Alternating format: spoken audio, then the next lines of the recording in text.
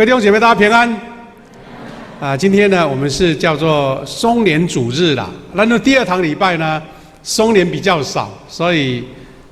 不知道怎么称呼，这个叫做尊敬松年的主日哈。因为第一堂是由松年来主持礼拜还有献诗哈。不过第二堂我们还是有长辈在当中，等一下我们要为他们做一个尊荣的动作哈。好，我们一起要来也用这个主题啦哈，松年的主题一起来分享一些有关长辈他们怎么样如何从圣经里面得到一个很好的学习。我们先来做祷告，再来开始。现在父神，感谢你，我们在重阳节的时候特别敬重我们的长辈，他们如何在人生的许多美好的经历当中看见神的荣耀，也经历神的祝福。我们要从他们身上学习美好的属灵的经验，也一起透过圣经的话一起来学习。求你带领我们以下的时间，圣灵亲自感动每一个人，让我们所听到的、所领受到的都有神特别的启示。感谢祷告，奉耶稣的名祈求，阿们。今天的主题叫做银发荣耀，主爱相随哈。银发我们这个有一点比较优雅的称呼了，其实就是白头发哈。那白头发是荣耀，为什么呢？因为圣经里面就明确的来表达了。那我们可以从以下的经文去学习。但是银发所以会荣耀，不是他自己荣耀，而是神在他身上显示的荣耀。特别是因为有得到晚辈我们年轻人的敬重，那个荣耀才是实质的。我们要透过两段经文一起学习不过我们先从这边来一个提示哈。圣经里面对于白发荣耀的经文很多啦。今天我们读到的是利未记19章的32节。19章上是这样说：你们要敬重老人，在白发的人面前恭敬侍立，你们要敬畏我，我是上主。这个话让我们觉得有他的一个非常严肃跟慎重。因为他说敬重老人，然后在白头发的人面前恭敬侍立，这一句话很明确嘛。但是后段话说你们要敬畏我，我是上主。这句话有一点在提示我们说，你们敬畏长辈跟你们敬畏上帝，这个是同样的一个从心里面尊崇，而不是一种表面上的这个程序而已。那我们都知道圣经里面尊重长辈的非常多很多经文，包括说牧师以前曾经分享过一个陶城，有没有就是在那个约书亚记里面有提到一个陶城的一个记录记载。他有提到说要经过那个城中的长老城中长老认定了保护这个从外地或是因为有一些冤枉的事情逃到这个城里面受保护的人，由这个长老为他等于是做担保的动作。所以长辈的尊荣在圣经的历史是非常悠远长久的。不过牧师从很多犹太人的历史是感受到什么样呢？不是老人你说你要尊敬，那就真的会尊敬，是因为长辈他们在自身的模范、自身的一个典范，让年轻一辈自然而然从心里面发出的敬重。那这个变成有两方面一同，一个是有圣经的教导，我们知道孝顺父母是尊敬长辈是上帝的一个诫命，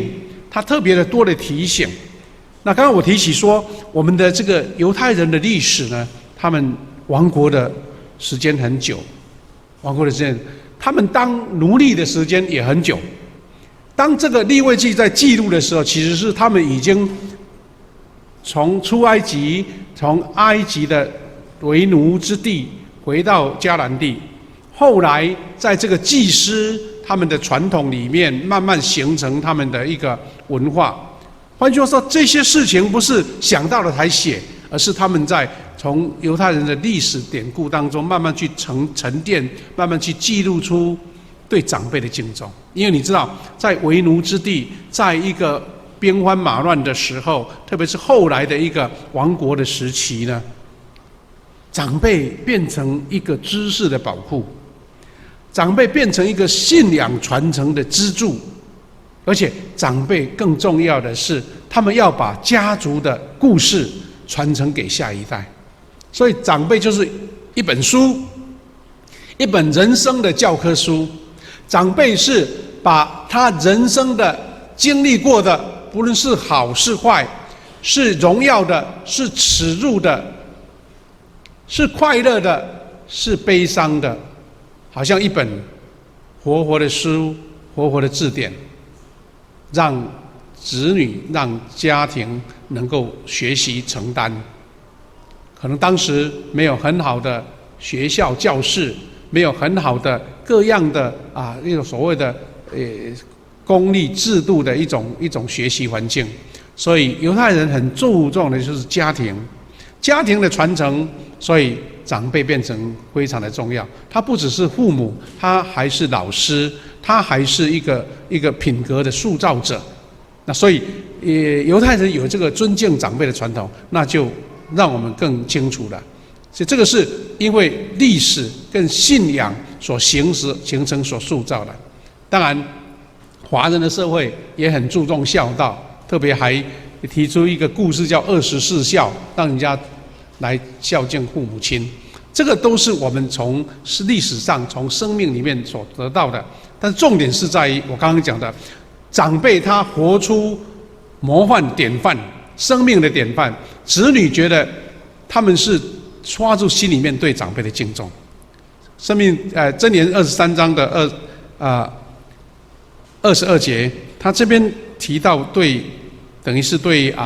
这个自己亲人的一个敬畏哈。他这样说：要听从生养你的父亲，没有他就没有你。你母亲年老，要敬重他。等于说，他对父亲、对母亲的敬重是铭记在这个他们的犹太人的家训里面哈。而且他还讲说，追求并明白真理，孝敬长辈，使父母快乐，是子女的荣耀。他把追求真理，追求这个重要的一个人生的经验知识，跟孝敬父母是同等的、同样的，因为从父母身上你就学习到这个美好的传承。所以他说，使父母快乐是子女最大的荣耀。我常常看见了很多年轻一辈的弟兄姐妹呢，他很尊荣父母，所以呢都尽量要让父母亲很快乐。有什么不舒服的地方，有什么不足的地方，都尽量供应到。是认为说，他们所能做到的，就是让父母快乐，觉得说这个是我最大的荣耀。另外一个是父母在世长寿，也是觉得父母子女的非常感恩的事情哈。所以一旦一个人是会让父母快乐他会显示出荣耀的。这个家庭一个是和谐的家庭，一个是受祝福的家庭，一个恩典的家庭。那期待这些经文不只是一种知识的传递，而是你真正实现在你自己的家人当中，你自己的家中。那除了圣经里面对我们的教导之外呢，另外一个角度，我们是让进入老年或是本身是老年的人能够走入一个最美好，我们说在最黄金的年龄，不是一种好像故意避重就轻，好像故意稍微赞美几句，而是真的是长辈在这个黄金的年龄能够活出更美好的生命品质。这个才是我们基督徒去努力、去学习、去追求的。我们都知道，人的过程当中，从幼童成长、努力学习，青少年追求知识、追求身体的强壮，然后进入社会，开始为了生命、生活、为了家庭开始打拼，然后有一个基础之后，慢慢就要预备自己退休的年纪了。那这个都是一个非常重要必经的过程。然后当他所有的工作、所有的任务都暂时歇下来，或是交棒给年轻一辈的时候，你说他把什么东西都丢了吗？不是，是因为他知道，他接下来人生不是为了糊口而生活，也不是为了子女的培育而生活，因为他们的子女都已经长大了，是要为自己成为荣耀神的生命而活。所以会好好努力的去经营自己的生命，经营自己的人生，所以我们这个才叫做黄金年龄嘛。黄金年龄的意思不是说你还有办法像年轻人那么活跃吗？年轻人那么的有精力吗？不是，而是你逐渐老化的过程当中，因为你人生的很多任务、很多的挑战都已经暂时放下来，你可以好好的为自己的意义而活，为服务人群而活，为经验的传承而活。这样的要求不是一种物质的交换，而是一个心灵的喜乐跟平安。感谢主，有一位日本的基督徒作家，他叫做增野玲子哈。增野玲子他提倡一个优雅老化的一种生命哲学了。老化要老得很漂亮，老得很有尊严，老得非常快乐，老得让人家很羡慕。那这个变成说长辈或是你即将要进入老年人的一种心态他写了6个点，我觉得很有意思，可以这边做一个介绍。这日本的基督徒女作家叫增野玲子，她也是商业界非常出名的一个有成就的商业家。她在80多岁的时候还出版了一本书，叫《熟年的才情》哈。她就分享说，我们怎样怡然自得、乐观奋进的度过晚年。我们如果想到老年，都把它比较偏向负面的解释啦，活动力少了啦，朋友一个一个离开了啦。子女都离巢了啦，好像都很多负面的。但他觉得说，不要有这种负面的思考，怡然自得是轻松自在，不再为了赶上班早餐来不及吃，也不会再为了很多事情繁忙人际关系处理得非常非常的焦躁。当然为子女操心，那就更不用说。为了家庭忙碌，你怎么样乐观奋进度过晚年？他自己提出6项挑战，也一起邀请所有的进入老年的人一种自我的一个成长哈。那牧师要分享这个，因为这个跟我们的信仰有很好的一个结合的关系。因为这个增野玲子她本身是一个基督徒，也曾经写过好多本有关她从读圣经得到的智慧的书好像在天下文化出版了很多她的书哈。他说这6项挑战，要求自己也分享给别人。第一个，他是用英文的头一个字母去把它连接起来。第一个是 work 工作。他说一个老年人呢，不应该说我退休了什么工作都不做，而是他一个人的生命哲学就是工作至死方休就对了哈，至死方休所以呢，这个增野玲子他虽然生意做得很好嘛，商业家，但是他虽然很富有，不过他没有雇佣人呐，本来可以雇，但是他故意不雇，因为做家事、买菜、做饭、清洁、洗衣、种花，凡事都动手做。他说这个比较符合什么呢？非运动式的活动疗法，或者说你借由生活上周遭的一些劳动，来让你的生活很健康、很正常。牧师常常会去探访一些生病或是年老在静养的长辈，牧师都会鼓励他说：你活着就要动，你不要觉得这边酸痛就不动。因为我们知道，我常常看到很多老年人，因为他痛，他就不走，痛就不站起来，痛就不拿助行器，然后慢慢肌肉就萎缩了，那个肌力就没了，那反而变成要坐在轮椅上或躺在床上被人家服侍，而是因为他觉得我应该动，所以那个神给人的一个生命就很奇特。你一旦踏上土地的时候，生命的整个内在的机制就开始启动了，那身体才会健康哈。所以他认为自己工作然后让自己的生活觉得非常有意义就对了哈。所以日本的一个冲绳，就是我们说的琉球这个地方呢，他们那边的人呢，他们没有退休的习惯，因为他们一生就是劳动，就是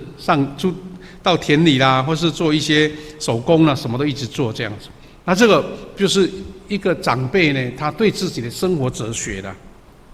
我们知道，在中国的佛教有一个非常比较出名的宗派，叫做禅宗哈。有一位禅师叫百丈怀海禅师了，他自己创设了一个灵修的机构呢，他就下了一个很重要的一个规矩清规，他们怎么说？就一日不做，一日不食啊。反正就是我如果不劳动，我就不吃饭。不是惩罚自己，是强迫或是要求自己能够一天天都要劳动。那因为他逐渐年老了，但是还是按照这个规定，天天去扫个地啦，拿锄头去菜田里稍微动一动啦，除个草啦。那他的子弟呢就觉得这个老师已经年纪那么大，不要让他做了啦。但他又管不住他，所以呢，就有一天就偷偷把他的扫把、扫帚，还有那个锄头，把它藏起来，就让他没东西可以做，好像就是爱他嘛。但是他这个禅师，他就那一天发现没有工具了，他就过午就不吃饭了，子弟再怎么给他劝说没关系嘛，你没有去工作，反正你就继续好好的吃一顿饭，但是他就不坚决不吃。不是说因为有做了才要吃，而是因为他觉得要做才重要，不是吃的问题所以他的子弟呢，到最后熬不过他就把这个扫把跟锄头又拿回来了这是一种对自己的自我要求所以很多人就特别要动一动，做一做这样子。就看过一个小故事就是有一个已经中年的儿女了还有妈妈在家，他每一天吃完餐，午餐也好，晚餐也好，他们稍微整理完就留几个碗放在那个洗碗槽里面，就故意不洗。为什么呢？妈妈会跑去把它洗一洗，整一整，然后收起来。他们觉得说，这样让妈妈觉得她有工作做不是故意留给妈妈做。那这种态度是让家人长辈觉得他有活着的价值啦，有活着的价值。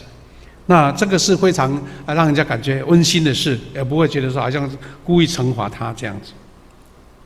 我印象很深刻我们谢牧师他妈妈还在世的时候啦，每一次春节的之前呢，他的妈妈会把所有家里的棉被都拿出来晒太阳，把家里有应该整理的东西都整理一下，还要去买一些好像儿女喜欢吃的菜然后家人就觉得说我们回来还能让你劳累像有点矛盾，说我那不回来不是更好吗？其实不是。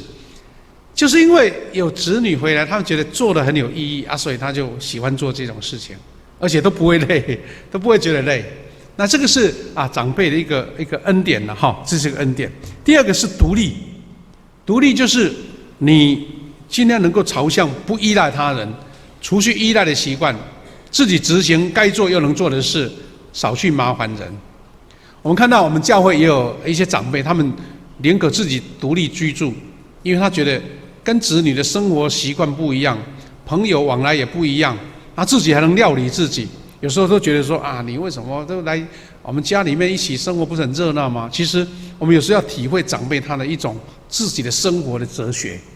只是说我们要持续关怀就对了，不会觉得说好像就放着他不管。那这样的话，一方面长辈也好，孩子也好。我记得我在高雄的时候呢，有一位长老娘她本身也是长老她的事业做得很大，她的儿女也很成功。那她还是宁愿住在她自己一间独立的也这个老房子才有办法独立，而且有庭院的市区的房子。他女儿就是老是讲说：“妈妈，你这样子我们都要来跑来看你，很麻烦，你要不要搬来跟我们住？”但是他还是讲说：“我现在能动能做，你就让我自己独立住在这边吧。”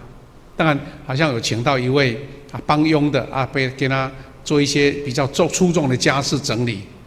那他就真的直到他过世，他都一直住在他自己的一个房子里面。其实我自己也感受很深，我的父母亲呢，他因为从小在澎湖长大，他很不习惯都市的生活，所以我们这些子女的，有的住高雄，有的住台南，有的住在那个嘉义啦，都会邀请他说：“你为什么不来这边住几天，轮流住几天？”但是他们再怎么样，就是来顶多来探访一下或是因为有时候要看病勉强住1-2天，那就马上飞机票就买好了，就准备要回去了。做子女好像觉得好像有一点亏欠，不过他还是觉得说回到家就好像生龙活虎，还可以下田啦，还可以养鸡鸭啦，还可以到那个市集里面去跟人家聊天啊，跟老朋友做到台湾在都市里面真的没路可以走，所以这样的心境让他觉得更健康。真的，我们看到有在长辈，他因为离开故乡来到都市哇，老得很快因为他不知道做什么事，又不能跟人家沟通。特别我们澎湖人有澎湖腔，你知道吗？澎湖话一讲出来人家听不懂，他就不敢讲不敢讲又越畏缩。那搭公车什么都不会所以真的很像关在监狱里面。所以我们当然知道长辈他有他的想法，只是我们要等于就是成全他，但是让他不会有后顾之忧了。这个是独立的习惯。第3种是flexible， 就是通达，就好像事情很圆融就对了恰如其分的生活，通情达理，也不打肿脸充胖子有时候自己的生活呢经济能够自理，那就让子女不会担心这个是长辈最重要的一个点那也不会说好像太依赖别人这样子这种通情达理是一个长辈最受欢迎的一个部分。特别有时候呢婆媳啦有时候长辈介入很不知道怎么处理，他就尊重就是你们自己处理我们为你祷告，就这样子，然后让子女觉得很方便，不会让父母亲感到尴尬，或是感到觉得说为难就对了第4个是曾义玲子说我们要有一个信仰。当然他在对大众讲的时候说你也许可以有不同的信仰，但是从基督徒来讲，他因为本身是基督徒，而且呢他从40岁以后呢就是天天读圣经非常认真的读圣经。我说他还曾经写过有关圣经的一个等于是他的灵修的笔记的书了他说上帝的话就是好像一个度数正确的眼镜，把人生看得更清楚。换句话说，圣经是一个人生的眼镜，对人的性情，人在生命的一个本质，还有在人生在跟人家对应当中所需要注意的事情，圣经都写得清清楚楚，特别是把你生命的本相显露了出来。牧师在最近这几年开始眼睛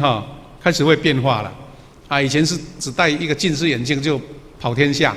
那他最近这年就感到很不方便，因为有一些眼镜就不适合了有时候要摘眼镜，有时候要戴眼镜才发现说原来很多长辈为什么会把眼镜吊在胸前呢？我说为什么那么麻烦呢？现在知道说原来这样才方便，不过你会忘记眼镜放在哪里所以吊在前面最好需要看近的时候要戴上来要跟人家谈话，所以要把眼镜拿下来。那我们人生更需要有一副非常清晰的眼镜，随时对焦的。那圣经就是这一副眼镜。更重要的是，因为你有这样的信仰，你对人生的路怎么走，你已经有预备好。我们常常在讲说，我们人对死都很忌讳了，但是基督徒是更去了解死是什么，然后了解永恒的生命是什么。你因为有心理预备了，你不会惊慌，你会很好的处理交代。我们看到很多长辈基督徒呢，他甚至把自己在安息礼拜要唱什么歌都准备好了，而且还把写自己的告别式的程序哦，而且还写自己的那个什么故人略历。那现在更进步的是怎么样呢？我曾经参加过好几次了，就是叫做生前告别礼拜。生前告别就是说，我不想我在很年老啊，躺在床上被服侍的时候，老朋友还来找我。趁我还健康的时候，举行一个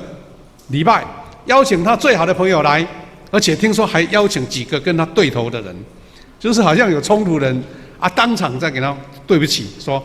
我要认罪啊，因为没有机会，赶快最后一次跟你认罪。之后呢，大家就轮流到前面跟他握手，然后他就宣布说：“各位好朋友，或是我的对手，或是敌人，我们今天大家已经和解啦，一起见面啦，最后 say goodbye 啦。那以后我离开就不通知你了，就不通知，因为我生前你看到我才是重要嘛，对不对？这个真的很豁达。那真的他举行那个，所以就是生前礼拜。”我记得有一位牧师，他也这样举行，好像过了1-2年才过世，就是没有再通知这些好朋友，是事后才发一个讯息说某某人已经回到上帝家了，谢谢你们的爱，这样子啊。那个告别式很简单，简单到只有他的子女参加，这样子。那这个是真的很豁达，因为你对人生有一个非常明确的方向了。第5个是。一个长辈，他必须要开始面对独处。当然，有些人喜欢热闹，比如说家里儿孙满堂也很热闹，当然没问题。但是有时候你必须面对独处。独处什么意思呢？也许你的子女在国外，不在身边，你的另外一半也不能说陪你到最后一天啊，可能有人先离开，所以学会独处是一个生命的哲学。但是不是负面的，或是自怜的，而是感受人生的宁静、喜悦的大好机会，去享受独处的快乐啦，而不是觉得好像很孤单，好像觉得就不被人家关怀。当然，因为独处不是全部都一个人怎么说什么孤单无依的老人，而是因为他会安排自己的生活。而且又不会被干扰，他常常会参加教会的活动，参加好朋友的活动，那就是处理非常的好这样子。有时候真的，我们现代人的社会呢，更需要去练习独处，因为我们现在没有办法去像农村时代的社会，大家在三合院大大小小一家人好几十口，没有啦。你学会独处，反而是一个生命的力量。那这个是基督徒也好，老年人都是要学习的。第6个是什么？是真的是坦诚的面对 ，realistic， 就是说事情到了，你不要退避了。老化、孤独、疾病、死亡是人生的一部分，所以开朗不愁烦的面对现实，从中找到那个乐趣或是安慰。感谢主，我们发现说基督徒的长辈呢，他们退休或是老年的生活是比较丰盛的，因为他处处被关怀，处处被尊荣。他有一群基督徒的朋友，他有参加活动，他有服事，所以到年老他都觉得自己很有意义，很有价值。这也是为何我们慢慢现在很多台湾的教会很注重松年的传福音。我记得上个礼拜牧师不是回到澎湖去参加我们自己故乡的100周年的庆典吗？因为天气不好，所以原来40几个报名，那慢慢退，因为没有船又没有飞机，是最后剩下我跟谢牧师还有一个静怡姐，就是打死不退，到处抢机票，抢到高雄去，然后转到马公去，然后再转到我们的小岛七美，绕了一圈总算顺利到达了那刚好这一次因为邀请了夏中间牧师啦，夏中间牧师是我们这个故乡的一个算是长辈，也算是从那边出生的，他就负责讲道他负责来做主理的。那一天礼拜天晚上我们就一起吃饭，在聊天的时候，他就谈到说，他们推动基督教协进会，帮助各教会的建造。后来因为921，就是创立了一个叫做1919救助协会，有专门有些急难救助。但是急难救助不是说你坐在那边等有发生什么灾难，像昨天地震这样子赶快大家去救助救助完了，你总不能说人就待在那边都不做其他的事啊。所以他们1919真的很厉害，开创了好多各种不同的社会服务的工作，比如说课后陪读班这个老人送餐，还有包括那个食物银行食物银行，哇，做了好多，还有包括那个紧急救难的一种义工的组织，哇，那个人数增加很多了。他们每一年呢，在秋天，在现在准备到过冬天的时候，他们都举行一个环岛的脚踏车的一个环岛1周1919爱走动这样子。我知道去年还是前年，我看到我们教会脸书有弟兄姐妹参加他们这个，他每一个城市会停顿一下，然后请我们在地的弟兄姐妹骑脚踏车跟他们陪骑啦比如说走一圈大概多几公里，然后他们的这个车队再继续南下。他就要去募集他说每一次陪读那个绕岛一圈可以募2-3千万的1-2千万。比如说有人赞同这种工作，然后他们就去帮助乡村那些单亲的或是阿公阿嬷在照顾的这些小朋友，他们读书，哇，做了很多美好的工作。然后他就发现说，在几年前发现说，我们的长辈需要照顾，所以他们就创立一个叫望德福啦，其实就是用英文的 wonderful 的名称把它取名叫望德福俱乐部，然后叫各队去办理一些老年人的活动。说哇，很多老年人很喜欢参加。平常别的事情不注意，他还跟他子女说，明天礼拜三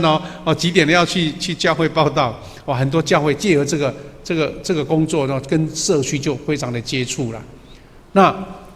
我是说，很多长辈呢，因为他有这样的一个事工来帮助，然后他们就跟教会产生连结。他说，很多地方因为做了这个老年人的工作，很多长辈因为这样来信耶稣。以前我们觉得说这个长辈人生都已经固定了，为什么还会转要来信耶稣呢？是因为他发现原来有生命更美好的部分，可能他年轻的时候比较固执，不愿意接触的，现在都开放了这样子。感谢主，我们因为今天是松年主日，我们借由这样的事情去了解说，一个长辈怎么样优雅的面对老化是非常重要的。那最后要跟大家分享的是，一个聪明的长辈怎么样得到幸福了本来他的原来的资讯是写说10诫，因为我们圣经里面有10诫嘛，10诫不要怎么样不过我觉得把它整理成5-6项，觉得这样比较让我们更理解，就怎么样让过一个幸福的长辈，他就尽量不要去做这些事情。第一个是不要再替成年子女操心了，因为成年的子女他已经有自己的生活态度，有自己的想法你没有成年子女，大概你不能在身边跟着了嘛，他有自己的思考，你干涉他反而他自己第一个他是尊敬你又不得不听你，那就会产生他自己困扰。他可能自己觉得这样子做好你又叫他不要他就变成更麻烦更操心了他有自己的判断能力，他自己承担失败，他自己因为自己要承担责任，所以他会突破，而不是因为有长辈父母亲才给他提醒这个。他说不要把子女当成未成年了，我们知道未成年是你要监护人嘛，对不对所以现在可能16岁以下的就是你要监护，18岁才正式可以成为成年人这样子。好，他就说不要事事性都干涉到，这个是幸福的第一点了第二点是不要再以儿孙为生活重心，不必事事都非知道不可，因为爱护儿孙是你的天性了，但是你要学习稍微离开一下，不要处处以他们为核心，因为这样子你会更失落。我就曾经经历过，因为在牧会过程当中哇，阿公阿嬷疼孙疼的不知道怎么解释就对了啦。但是后来他觉得很伤心，因为孙子长大他离开了，他觉得不想再跟阿公阿嬷生活在一起了。阿公阿嬷觉得说：“我当初那么爱你，你怎么现在都不理我呢？”其实孩子长大，他有自己的生活了嘛，他有自己的性的另外一半嘛，哇，他是觉得很失落。其实是适度让他自己独立出来，爱他、关心他啊。所以有的长辈呢，就跟自己的儿女讲好了：你孙子不要拿来让我喂、让我养哦，你拿来让我玩可以，但是不要让我替你照顾。当然有时候临时照顾一下是没问题。他这个意思不是说不喜欢儿孙呐，而是因为他要让儿孙能够独立出来这样子。不过我另外也看到一点很有趣的哈，有时候看到长辈哈，因为有时候父母亲忙嘛哈，有时候孙儿女都会跟阿嬷阿公啊住在一起，或是睡在一起。他长大之后还是很喜欢去跟阿公阿嬷住一晚这样子，觉得好像住在阿公阿嬷的身边哦，非常非常的感到非常的幸福了。这个也是一个比较好的一个成长的这个情况。第三个是长辈呢不要逢人就诉苦，因为诉苦不是不行，你诉苦是一种抒发，对不对？但是诉苦往往是让一个老年人不受欢迎的原因之一。因为人家看到你就知道说你又要讲一次啦，我赶快闪开啦，用什么理由就不想跟你聊你这样不是更孤单吗？你会更抱怨。你看你这个连我讲几句话你都不听，那就是会变成恶性循环了，会变成恶性循环。是不是不能诉苦？但圣经里面讲说，你要跟上帝说，有些苦恼是因为你自己的心理上的问题，怎么样释放出来？怎么样看见这个事实，能够去接受它所以不凡事抱怨，多欣赏，多感谢，那是一个老年人进入一个快乐的情境当中很重要的一个处理。因为一个快乐的老年人，人家都很喜欢不干涉别人不指指点点，这种老年人人家最喜欢，因为他到处受欢迎。那这个是一个非常重要的一个处理的方式，幸福的方式。第四个是不要因为孙辈和子女的习气啦，就是自己的子女习气，因为孙子辈跟子女自己的孩子争执，因为发现说孙子的生活情境已经跟你距离很远了，所以父母亲有他教导的方式，一旦阿公阿嬷介入里面会产生很多不必要的困扰，其实都没有对跟错啦，而是观念的问题所以呢就放手吧，让自己的子女去照顾自己的孙子女有空带到你面前让你含饴弄孙就好了不要直接干涉去教导的动作。当然这个是充满了一种艺术啦不是说一跟二那种绝对的问题，不过意思是说不要因为子女的教导的问题跟孙子辈的跟自己的子女来产生冲突。第五个就是老年人难免有病痛，但是不要因为病痛而常常唉声叹气的好像一种很自怜自哀的让人家觉得说不知道怎么处理你，因为也不能代替你病痛所以怎么样去找到一个疏解的方法找到适合的医生，然后有些疼痛呢能够找到一种疏解，然后不会因为在别人面前这样叫哀叫，就让人家觉得不大喜欢接触。我们常常在讲一句话叫久病无孝子不是真的孩子不孝啦，是因为自己的一个情境让子女不知道怎么去配合，那久了之后就只好一种方式去面对，那自己也觉得很难过子女也觉得不知道怎么办。所以现代人怎么样去养老是尊严的老化不会觉得去拖累到自己的家人，那是一个最高的智慧耶。而且不要疑心病太重。后来我们才知道说，原来有些人到年老的时候，他的智能会有一些退化包括我们所说的阿兹海默症那样的，所以他会产生一种怀疑、疑虑，会怀疑好像有人偷他的东西，有人要害他。我还最近还知道说在高雄有一位年长的一个牧师娘她年轻的时候是非常的优雅，但是到一个年纪退休已经80、90岁的时候，她奇怪呢，她会怀疑别人偷他的东西，怀疑别人要打他，所以他的先生就是牧师啊，就很忍耐去面对他，因为知道说他已经生病了。当然，那个就没有办法去处理，因为是病的问题。不过平常我们在还健康的时候，因为老年人想关心事情会产生疑心，那这个不要疑心病太重。最后一个是，还是回到信仰。一个老年人能够活得快乐、活得幸福，是因为你亲近上帝，你透过读圣经，透过跟神的关系，产生一种喜乐跟平安。所以常常参加教会的活动，你会发现说自己非常有活力。我记得在高雄，我们在牧会的时候，那个教会的老年人更多啊。我们今年呢，我们的敬老大概100多个哈。我们在高雄的盐城教会，他的老年人今年有260几位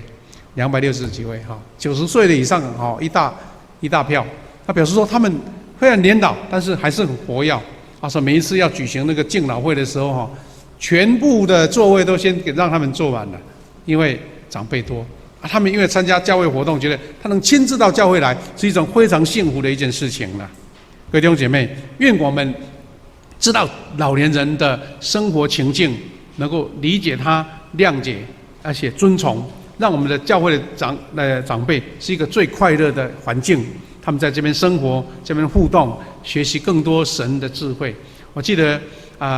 我们在高雄的时候，曾举办很多次的一种抄圣经的活动。哇，很多老年人他们抄的笔迹工整，而且很快都抄完了。有好几位他是把整本圣经抄完整本，后来装进成4大本，就像我们台上这一本这样，一个人独立完成。因为他觉得哇，在抄写圣经的时候，不知道时间过去了。感谢主，愿我们